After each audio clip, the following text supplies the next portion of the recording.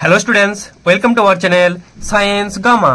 এখন তোমাদের ক্লাস 8 এর পরিবেশ ও বিজ্ঞান সাবজেক্টের পেজ নাম্বার 196 রায় ও মার্টিন প্রশ্নবিচিত্রার যে 2 নম্বর সেটটা দেওয়া হয়েছে বাঁকুড়া খ্রিস্টান কলেজিয়েট স্কুল, সেই 2 নম্বর সেটের তোমাদের সমস্ত উত্তরগুলো এই ভিডিওটিতে দেব। তো এইভাবে তোমাদের সমস্ত ভিডিওগুলি এই চ্যানেলে দেওয়া হয়েছে, তোমরা চ্যানেলে গিয়ে প্লেলিস্ট সার্চ করলে সমস্ত ভিডিওগুলোই কিন্তু পেয়ে যাবে। তো দেখে নাও একের দাগেরটা কি বলছে। সঠিক উত্তরটি নির্বাচন করো। বিশুদ্ধ জলের স্ফুটনাঙ্ক কত? না 100 ডিগ্রি সেন্টিগ্রেড। তারপর 2 এর দাগেরটা, ঢালাই লোহা তরলে পরিণত হলে এর আয়তন কমে যায়, বেড়ে যায়, একই থাকে, শূন্য হয়। তো সঠিক অ্যান্সার হবে কমে যায়। এটা মনে রাখবে যে ঢালাই লোহা তরলে পরিণত হলে আয়তন কমে যাবে, কিন্তু তরল থেকে কঠিনে করলে আয়তন বাড়ে। যেমন বরফ কি হয়, তরল থেকে মানে জল থেকে যখন বরফ হয়ে যায়, তরল থেকে কঠিন হলে বরফের আয়তন বাড়ে, সেরকমই ঢালাই লোহা এবং পিতল তরল থেকে কঠিন হলে আয়তন বেড়ে যায়।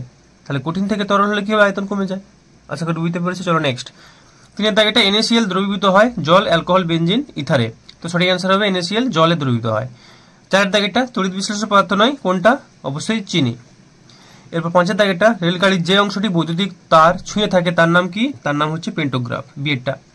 এরপর 6 এর দাগেটা, নন সিটার মুরগিটি হলো নন সিটার, আসিল, ব্রাহ্মা, কোচিন, লেঘর্ন। সঠিক অ্যান্সার হবে ডিএটা, লেঘর্ন। ঠিক আছে, চলো পরের কোশ্চেনগুলো দেখে নাও। কোন পদ্ধতিতে সূর্য থেকে তাপ পৃথিবীতে আসে? অবশ্যই হবে বিকিরণ পদ্ধতিতে।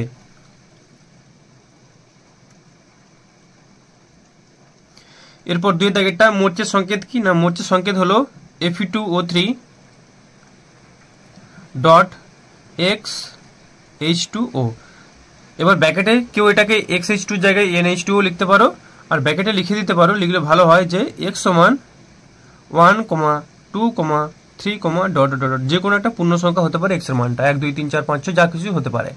চলো 3 এর দাগেরটা, জলের তড়িৎ বিশ্লেষণ করার পাত্রটির নাম কি?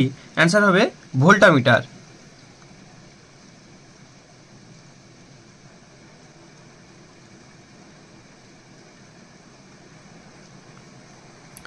এরপর 4 এর দাগেরটা, দমদম জ্বর নামে কি বেশি পরিচিত? তো দমদম জ্বর বলা হয় কালা জ্বরকে। কি নামে বেশি পরিচিত? না কালা জ্বর।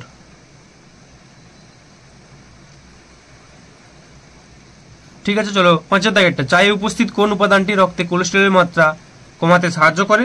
তো সঠিক অ্যান্সার হবে পলিফেনল।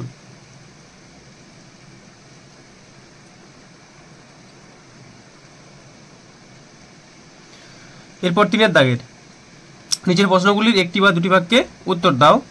3 দাগের একেরটা, একটি কঠিন পদার্থকে খোলা হওয়ায় উত্তপ্ত করলে এর তরল অবস্থা পাওয়া যাচ্ছে না, এরূপ একটি পদার্থের উদাহরণ দাও।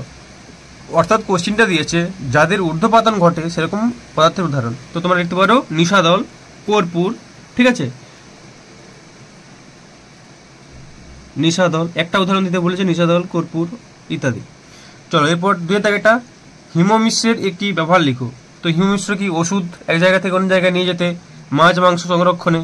তো একটা পয়েন্ট লিখতে বলেছে, জাস্ট মাছ মাংস সংরক্ষণে হিমমিশ্রণ ব্যবহার করা হয়, সংরক্ষণে হিমমিশ্র ব্যবহার করা হয়। ঠিক আছে, চলো এরপর 4 এর দাগ একেরটা, অনুঘটকের দুটি বৈশিষ্ট্য লিখো। তো অনুঘটকের বৈশিষ্ট্য দেখে নাও টেক্সট থেকে। দেখো, অনুঘটক রাসায়নিক বিক্রিয়ায় অংশগ্রহণ করে কিন্তু বিক্রিয়ার শেষে আবার তাকে ফিরে পাওয়া যায়, এটা একটা বৈশিষ্ট্য। 2 নম্বর, এমন কোন অনুঘটক হয় না যা সব বিক্রিয়ার বেগ বাড়াতে পারবে। 3 নম্বর, কোন বিক্রিয়ায় কোন অনুঘটক উপযোগী হবে তা পরীক্ষা করে বের করতে হয়, বিক্রিয়ার সমীকরণ দেখে বলা যায় না। এই 3টা পয়েন্টের মধ্যে যে কোনো দুটো অবশ্যই প্রথমেরটা লিখবে, আর 3 নম্বরটা লিখলে ভালো হয়। যাই হোক, প্রথম আর দ্বিতীয় লিখতে পারো। চলো নেক্সট কি আছে দেখো, ওর সাথে আরেকটা দিয়েছে, ইলেকট্রোপ্লেটিং এর সময় কোন শক্তি কোন শক্তিতে রূপান্তরিত হয়? তো সেখানে একটা তড়িৎ দিতে হয় আর রাসায়নিক ক্রিয়া সেখানে ঘটে, অর্থাৎ তড়িৎ শক্তি থেকে রাসায়নিক শক্তিতে রূপান্তরিত হয়, তড়িৎ থেকে রাসায়নিক।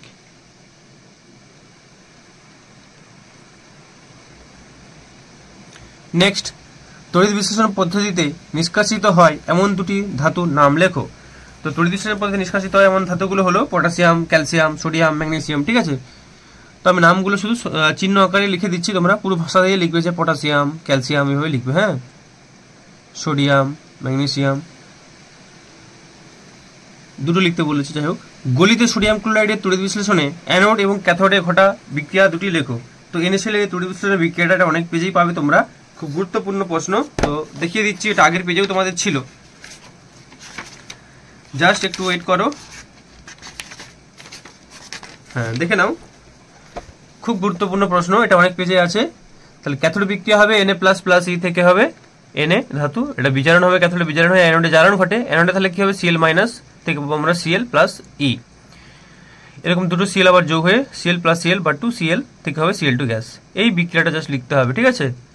আর ভাষাটা তোমরা শুরু করলে এখান থেকে শুরু করতে পারো। NaCl থেকে উৎপন্ন সোডিয়াম আয়ন Na+ ও ক্লোরাইড Cl- আয়নগুলো যথাক্রমে ক্যাথোড ও অ্যানোডের দিকে এগোবে, তারপর তড়িৎদ্বারের সংস্পর্শে এসে মৌলরূপে মুক্ত হবে, দিয়ে ক্যাথোড বিক্রিয়া অ্যানোড বিক্রিয়া লিখে দিবে এতটা পর্যন্ত, ব্যাস তাহলে চলবে।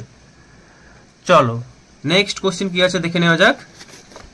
এর পরেরটা বলছে যে ম্যালেরিয়া রোগের লক্ষণগুলি লেখো, অতি জোরালো বজ্রপাত হলে। আচ্ছা আগে দেখে নাও ম্যালেরিয়া রোগের লক্ষণগুলো।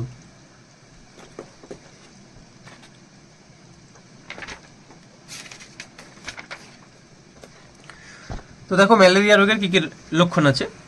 কাঁপুনি দিয়ে জ্বর আসে, ঘাম দিয়ে জ্বর সেরে যায়, মাথার যন্ত্রণা, যকৃত প্লীহা বড় হয়ে যায়, গাঁটে গাঁটে যন্ত্রণা হয়, গোটা শরীরে ব্যথা হয়। তো এই যে লক্ষণগুলো, এই লক্ষণগুলো হচ্ছে ম্যালেরিয়া লক্ষণ। এগুলো যদি কারো শরীরের মধ্যে দেখা যায় তাহলে জানতে পারবে যে তার ম্যালেরিয়া হতে পারে। এগুলি হচ্ছে লক্ষণ, ঠিক আছে। চলো নেক্সট কি আছে দেখে নাও। অতি জোরালো বজ্র এবং তোমার জামা কাপড় তৈরি হওয়া তড়িৎ ফুলকি আসলে একই বিষয়। এই কথাটি 1752 সালে স্পষ্ট করে প্রমাণ করেন কোন বিজ্ঞানী? তো অ্যান্সারটি হবে বিজ্ঞানী বেঞ্জামিন ফ্রাঙ্কলিন, ঠিক আছে, বিজ্ঞানী বেঞ্জামিন ফ্রাঙ্কলিন। এই যে দেখে নাও, এই যে বেঞ্জামিন ফ্রাঙ্কলিন। চলো নেক্সট,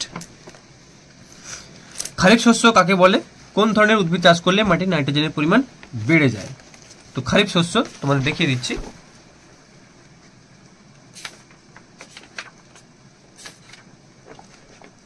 দেখো যেটা ফসল খারিফ সেটাই খারিফ শস্য। সাধারণত বর্ষার শুরুতে জুন জুলাই এই ধরনের ফসলের চাষ শুরু করা হয়, আর সাধারণত বর্ষার শেষে সেপ্টেম্বর অক্টোবরে এই ফসল তোলা হয়। খারিফ ফসল বা খারিফ শস্যের ফলন নির্ভর করে দক্ষিণ পশ্চিম মৌসুমী বায়ুর উপর। ধান, ভুট্টা, তুলো, চিনেবাদাম, সয়াবিন ইত্যাদি এরা হলো কয়েকটি খারিফ শস্য বা খারিফ ফসল। তো এটা লিখলেই চলবে, ঠিক আছে। চলো নেক্সট কি আছে, কোন ধরনের উদ্ভিদ চাষ করলে মাটির নাইট্রোজেনের পরিমাণ বেড়ে যায়? তো এটা লিখবে যে সিম্বি গোত্রীয় উদ্ভিদ, সিম্বি গোত্রীয় উদ্ভিদ, যেমন মটর, বিন, সয়াবিন ইত্যাদি। এই যে ভাষাটা এরকম লিখবে যে সিম্বি গোত্রীয় উদ্ভিদ চাষ করতে হয়। সিম্বি গোত্রীয় উদ্ভিদ বলতে মটর, বিন, সয়াবিন, ছোলা ইত্যাদি ডাল জাতীয় ফসলগুলো চাষ করলে হবে। তো যাই হোক, আজকের ভিডিওটা এই পর্যন্তই, তোমাদের সম্পূর্ণ অ্যান্সারই দিলাম।